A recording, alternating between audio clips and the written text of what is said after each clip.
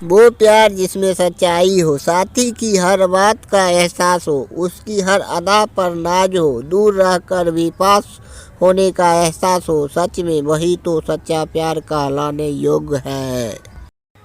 प्यार में हम तेरे इस कदर खो गए, ज़माने से बेखबर होकर हम तेरे दिल में सो गए। मत उठाना अब हमें अपने दिल की गोद से, अब हम सदा के लिए तुम्हारे हो गए।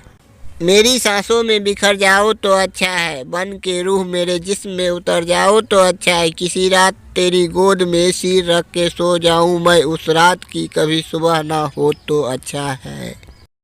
एक अजीब सा रिश्ता है मेरे और ख्वाहिशों के दरमियाँ, वो मुझे जीने नहीं देती और मैं उन्हें मरने नहीं देता। दोस्ती कभी खास लोगों से नहीं होती, जिनसे हो जाती है वही लोग जिंदगी में खास हो जाते हैं। दिल की हसरत जुबां पे आने लगी, तूने देखा और जिंदगी मुस्कुराने लगी। ये इश्क की इम्तिहान थी या दीवानगी मेरी, हर सूरत में सूरत तेरी नज़र आने लगी।